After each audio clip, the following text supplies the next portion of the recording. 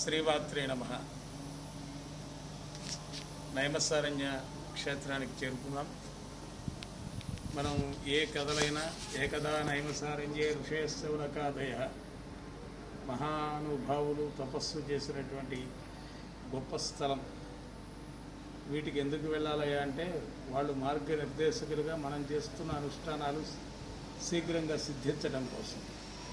తాడేపల్లిగూడెం సమీపంలో ఒక సిద్ధాంతి గారు అమ్మవారిని అలా చాలా ఉపాసన చేసి అక్కడ ఒక భవ్య క్షేత్రాన్ని ఏర్పాటు చేసి నిత్యాన్నదానాలతో కూడుకుని ఈ నైమసారణ్య క్షేత్రంలో కూడా అద్భుతమైనటువంటి ఒక త్రిశక్తి పీఠంగా దశమహావిద్యలతో కూడుకున్నటువంటి గొప్ప క్షేత్రాన్ని ఏర్పాటు చేశారు.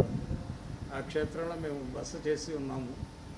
ఇక మేము ఈ నైమసారణ్యంలో చక్కగా భగవదారాధన చేసుకుంటూ భగవంతుని ఆ మహర్షులు ఈ లోకానికి అందించిన గొప్ప తత్వజ్ఞానం. ఎందుకంటే దక్షిణ భారతదేశం కర్మభూమి, ఉత్తర భారతదేశం పుణ్యభూమి.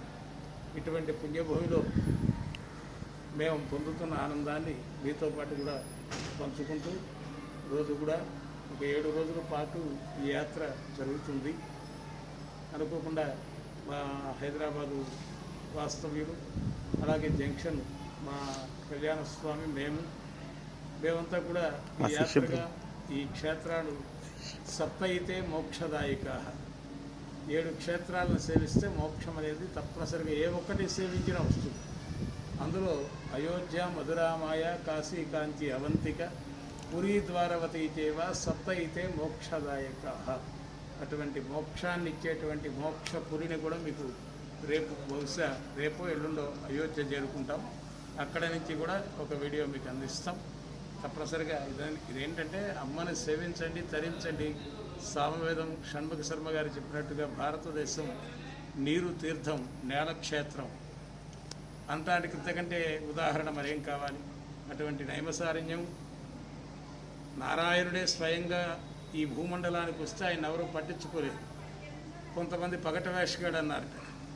ఒక్క నైమసారణ్య క్షేత్రంలో ఉన్నటువంటి మహర్షులందరూ కూడా నారాయణమూర్తిని చూడగానే నమామి నారాయణ పాద పంకజం, కరోమి నారాయణ పూజనం సదా, స్మరామి నారాయణ పాద నిర్మలం.